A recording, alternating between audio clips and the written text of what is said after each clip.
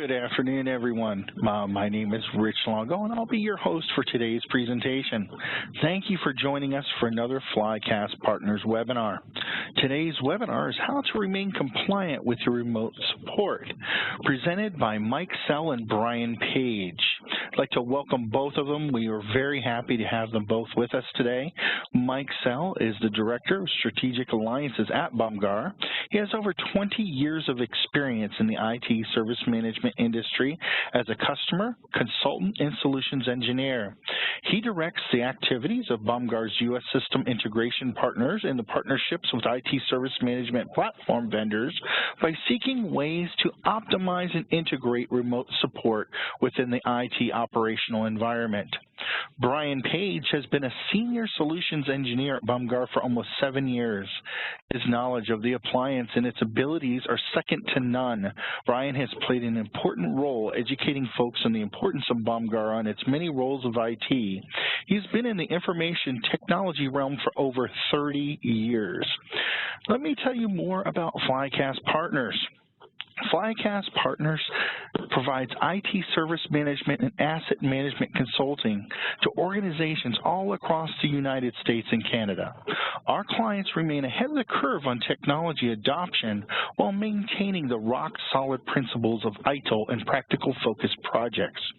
Our website is always monitored by our team of well-trained ITSM specialists. Please visit us at www.flycastpartners.com or feel free to call us at 844-FLYCAST. This is just one of our many weekly webinars that we're presenting to you today. If you go to our main page on the left, as I'm showing you on my screen, you can see the list of upcoming webinars in the next few months. Please take some time, look at them, register for them, and also take a look at some of our recorded webinars or simply visit our Flycast channel on YouTube. That is Flycast on YouTube.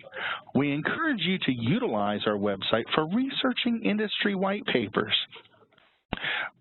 training that is available from ITIL to ITSM tools, assistance with professional services, and the new ITSM Solution Finder. With that, and without further ado, I'm going to turn this over to Mike Sell, and let Mike go ahead and run away with it.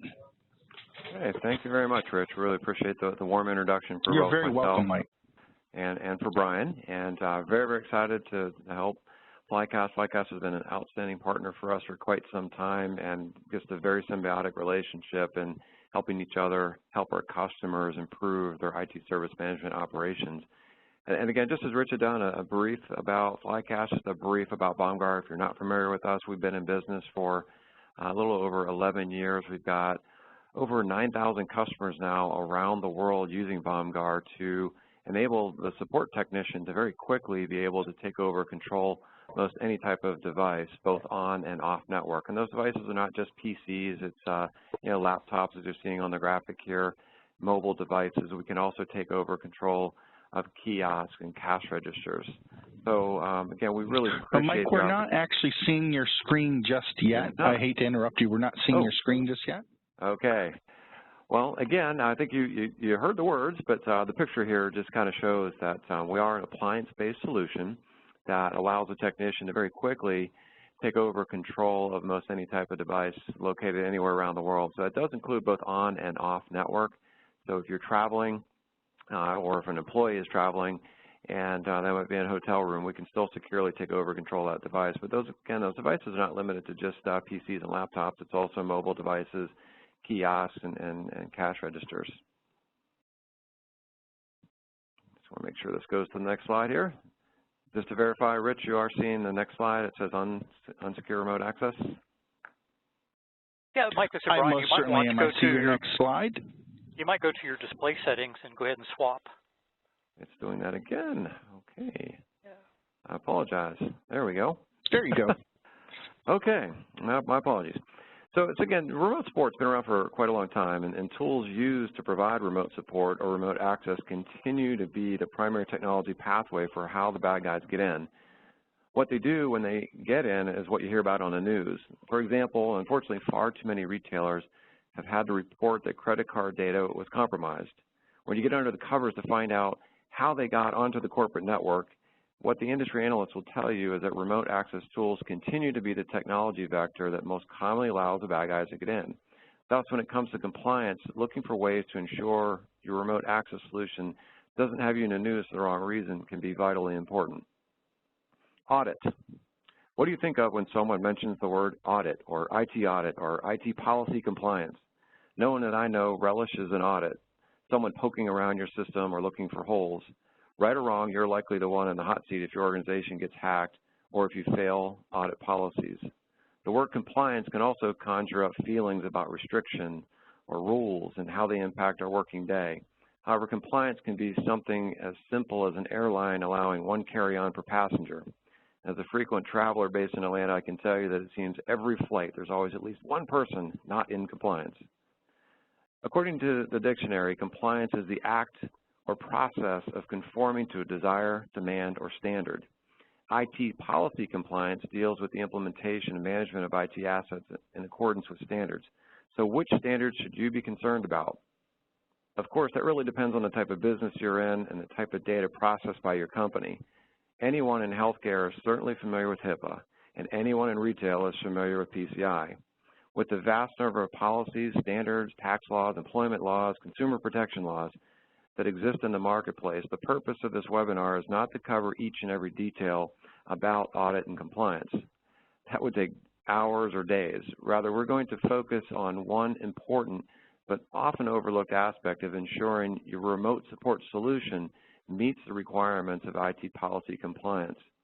Above everything else covered during this webinar, please remember that compliance is all about people, process, and technology. Many companies place too much emphasis on technology rather than the people who need to follow the process.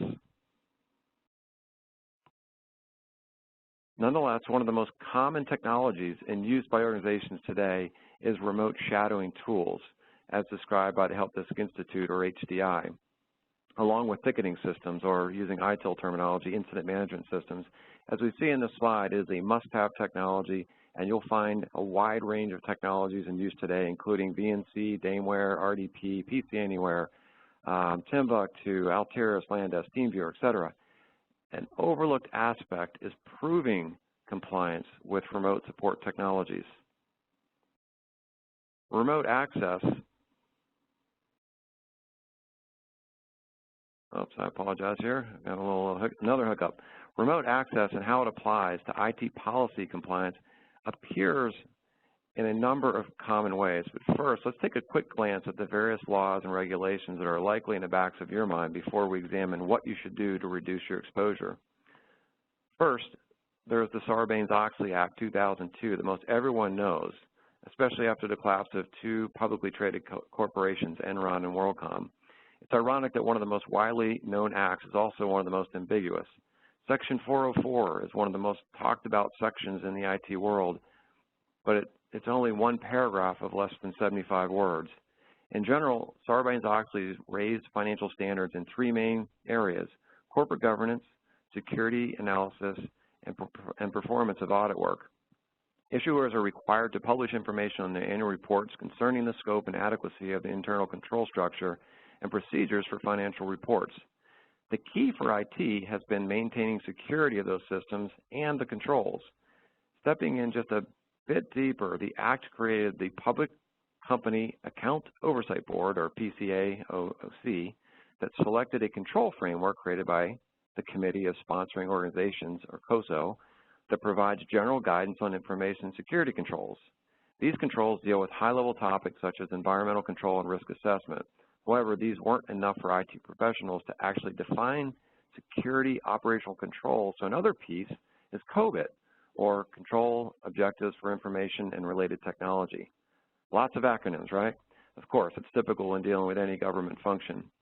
In any event, security standards have emerged with the help of various auditors that deal with network security, including encryption, monitoring, as well as access and authentication. If an auditor asks to see who has remotely gained access to a server that is part of your financial system, can you not only show who accessed the system and when, but also what they did when they were on the system? Another topic that's in the news far too often lately is stolen credit card information, from which was born the payment card Industry Data Security Standard, better known simply as PCI. Since compliance with PCI is mandatory for any merchant that accepts payment via credit cards, it too is a well-known standard. Unfortunately, the big box retailers are the ones who we read about and hear about in the news. The reality is, according to Visa, 96% of successful attacks on payment card systems happen on level 4 merchants or smaller retailers processing less than 1 million credit card transactions per year. Fortunately, PCI is a bit more prescriptive in what you can do to protect your business from the bad guys. They define 12 requirements. Some are quite obvious, such as regularly updating antivirus software, while others require a bit more thought and planning, such as assigning a unique ID to each person with computer access, or tracking and monitoring all access to network resources and cardholder data.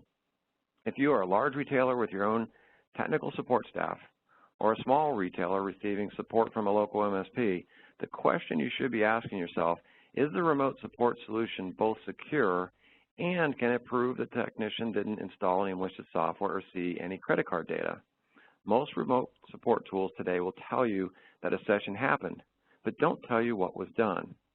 Alas, be aware too that shared remote support accounts eliminate accountability that comes from compliance with item number 8.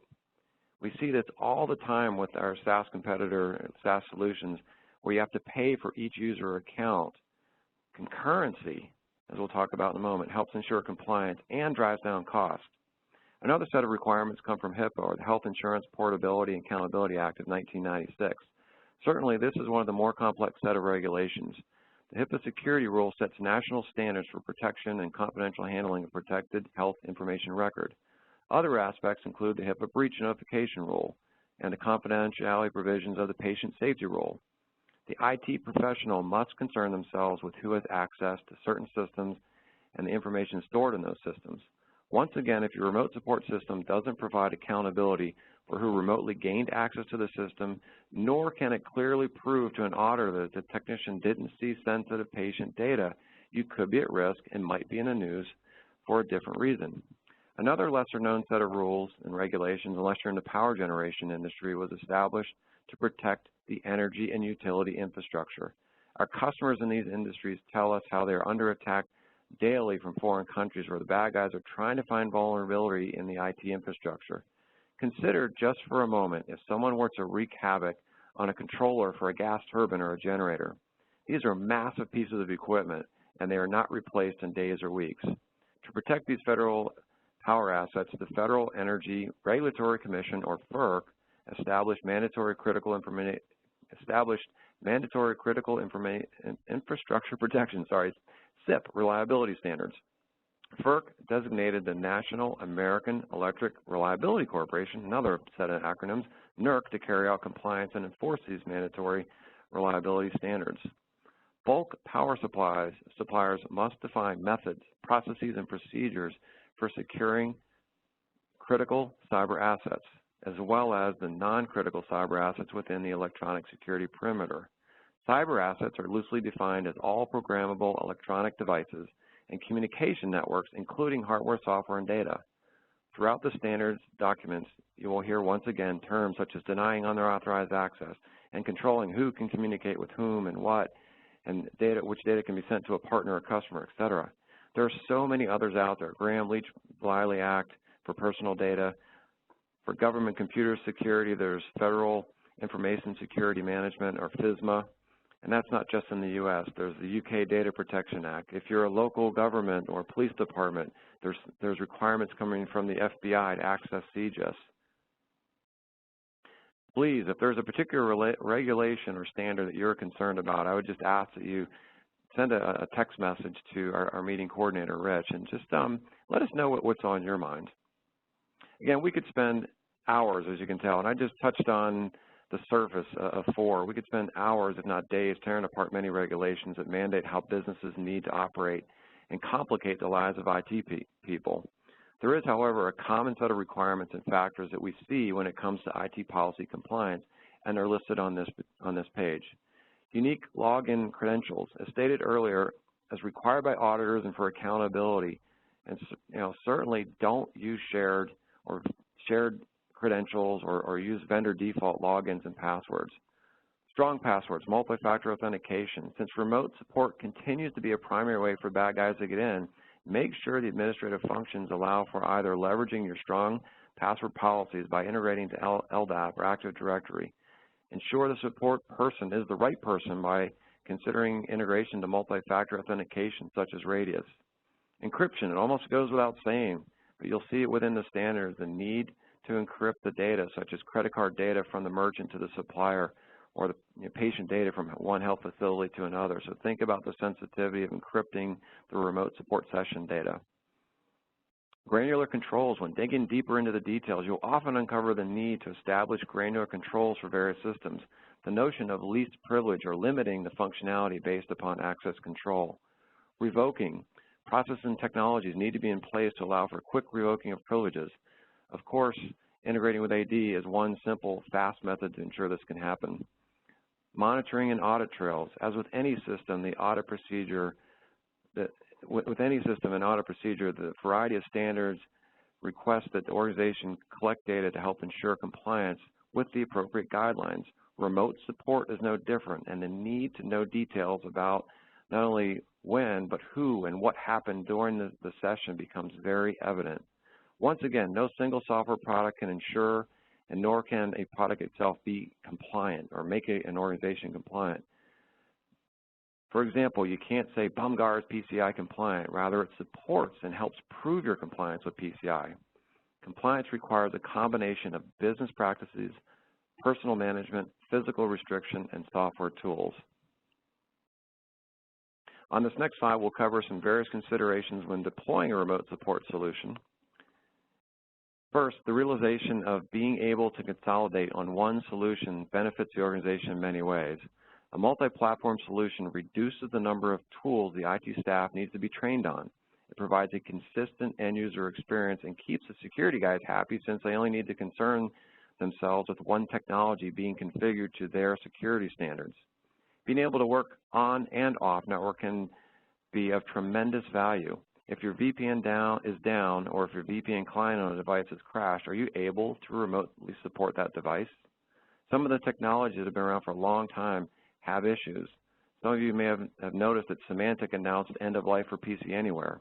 It was used by many retailers and installed in many POS systems, but their source code was compromised. Their recommendation solution at end of life is Bumgar. You can look that up after the webinar or send us a request, and we'll send you out the details about that. In addition to secure communications and use of standard encryption, ensure there's adequate logging of the session details. This can not only keep the auditors happy, but prove the technician didn't do anything wrong. I've been told by customers that they've used Bumgar session details and video recording to prove to a doctor or a faculty member that they didn't break their system after showing what the technician had done. Ensure the solution cost-effectively allows you to not use shared accounts.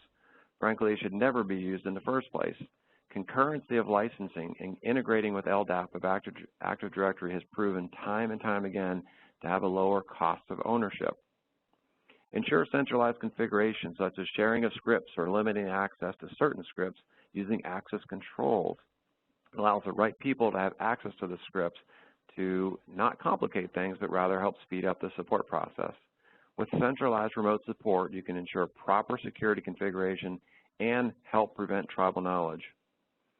Integrating, as we've stated before, to LDAP and Active Directory is essential. Get past the checkbox and find out the details of how that remote support session integrates with that most sensitive data in your authentication system. Ticketing systems integration can save minutes on each service desk interaction. Bumgar supports account security and the notion of least privilege access through the use of account-based access controls. Access controls limit the functionality that a given account may have. For example, service desk representatives can be prevented from accessing recorded support sessions. Through the use of group policies, permissions can be enforced easily across multiple accounts. Ensure your solution starts with least privileges. So again, lots of information covered here, and what we wanted to make sure of is that you had an idea, that you had the notion of not having multiple tools, but looking at a single solution that supports all of your devices, both on and off network. And keeping in mind that security is absolutely paramount. One aspect about BOMGAR is that we are the only solution that is FIPS 140-2 Level 2 certified. Tremendous amounts of auditing, everything that's happening during the session. If Brian were to control my PC, run an MSI installer, do a file transfer, all of that is recorded. In addition, there's a video recording. So tremendous amount of detail, not just it happened and when, but what really happened. And as I also touched upon, there's a tremendous amount of time savings that can come from integrating with whatever system you happen to have. BOMGAR has the widest variety of integrations available. What we find from our customers, and if you don't see one listed here, there are more on our website, and certainly leveraging APIs, a custom system or one that's not here, integrations can be built. The benefit for doing that is it saves time for the technician. The technician doesn't have to rekey what they did during that support session. Our customers tell us that the integration alone, this is above and beyond the benefits of BOMGAR, saves 1 to 3 minutes per session. So with that, Rich, I'm going to ask you to give control back over to Brian just so we can see firsthand some of the details that we're talking about when we say audit the details of the remote support session. Okay, Brian, you should be receiving the controls now. And I see your screen popping up. There it is, the BOMGAR login.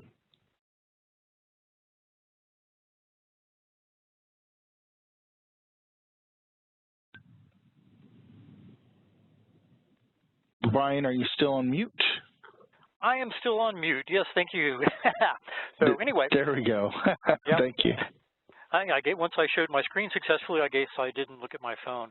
But yes, indeed, I'm going to try to illustrate some of the features that Mike just talked about. And I'm really just going to give a real high-level view of some of these capabilities in the next 5 minutes or so. And go ahead and actually authenticate to my administrative interface.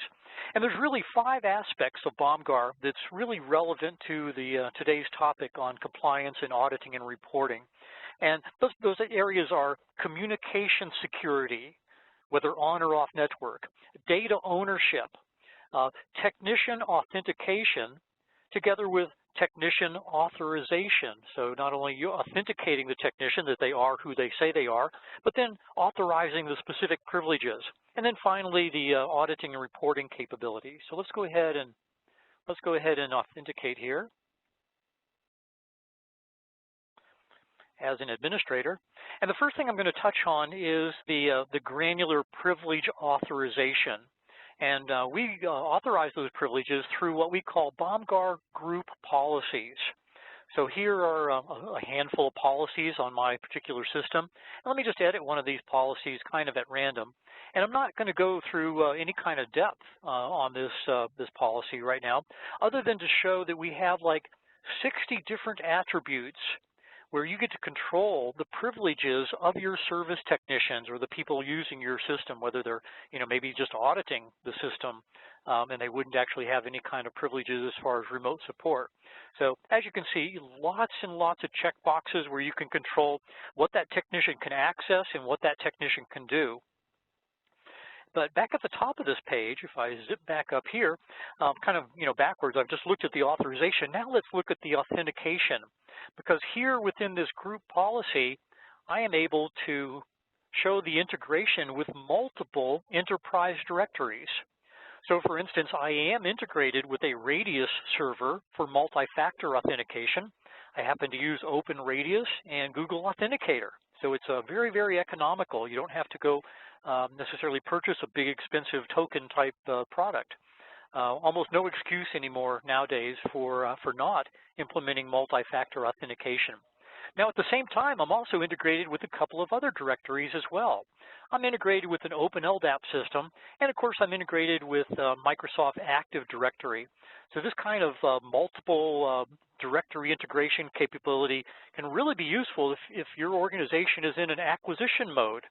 So if you acquire another company, you can certainly just go ahead and integrate with their, securely integrate with their enterprise directory. And in this case, once the technician authenticates with their enterprise credentials, their unique enterprise credentials, BombGuard pulls their security group membership. And for Active Directory, if that technician is a member of the Tech Support Security Group in AD, they are authorized with all of the privileges in this policy. So security is going to love this, and also whoever administers your system is going to like it as well, because they don't have to do BombGuard administration as people come and go or get promoted. Now, the other half of this compliance and reporting is not only the authenticating and authorization, but also the reporting aspect. So over here under our reporting tab, I have the privilege to access some reports, and we have, of course, very granular access here as well. But in my case, I can access just about anything, so I'm going to go ahead and show every session since February 10th. So let me bring that up. And one at the bottom here in my list of recent sessions is where I was supporting Jacques Cousteau, and this was actually came in through a team. And let me go ahead and click on the details here. And we can get an idea of the level of detail that BombGuard can capture about that remote support session. This is an enormous contrast to the peer-to-peer tools out there. And also, keep in mind that all of the session information, the session report, is all captured by the BombGuard appliance. So there's no way that a technician could cover their tracks. And a wealth of detail, including such things as the public and private IP address. So we not only know who you are and what you did, we know where you were at the time support was offered. And in this case, the customer, in this case Jacques Cousteau, was having a problem with what he said was his Firefox browser, and it came in as a browser-based text chat. So this is an example of using BombGuard as an inbound channel, perhaps in addition to telephone, email, and tickets and so forth. In fact, it came in to my ACD, my automatic call distribution team. And a technician by the name of Brian was offered this session, and Brian accepted that. And then a little bit about the system there. All the text chat between the technician and the customers captured, as well as any of the permission prompts. For instance, to resolve this issue, we needed to transition from a user security context to an administrative security context, so that the problem could be corrected without having to worry about UAC prompts in a Windows environment. So Jacques Cousteau allowed that to happen, and once we're connected in a full system, we've elected an option to capture information about that remote computer. So we now have a snapshot of that remote computer at the time support was given. Quite a bit of detail there. And of course, this is multi-operating system, Windows, Mac, Linux, mobile devices, all from the same BombGuard system. But when I go to the bottom, we can even drill down a little bit more as to what that technician did. For instance, I ran a script for the configuration data. I showed the desktop. I looked at the system information. I ran another script to check on the uptime. And at that point, I determined that I needed to collaborate with my subject matter expert. So I did some text chatting, and then I extended an invitation to my subject matter expert, who also did a few things. They took a look around. They updated Java on the remote computer, and then brought in yet another service technician, in this case Alice, in order to resolve the issue. Alice ran some more scripts, did some stuff, transferred a file. Again, everything is logged, whether it's an upload or a download, and then resolved the issue by cycling the Bluetooth service under Windows.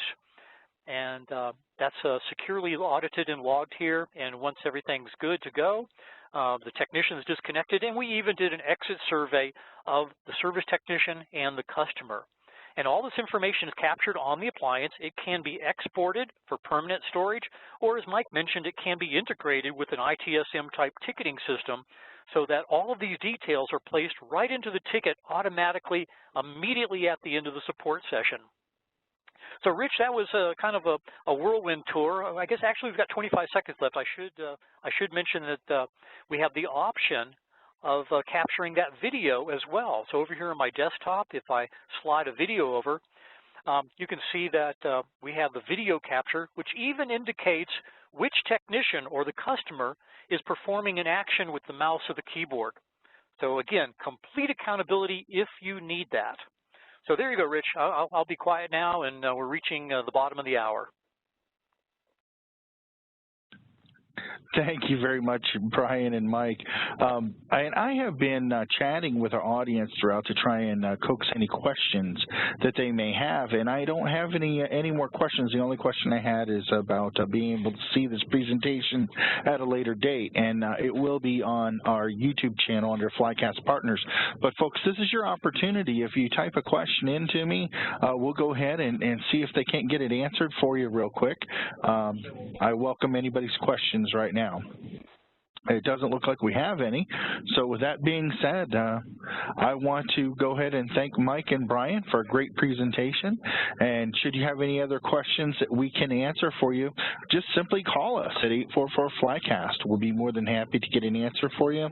You can go to our website and chat with us on our chat box, or simply email us at rich.longo@flycastpartners.com, and I'll be more than happy to get the answer for you. Thank you to Mike and Brian. Enjoy the rest of your day.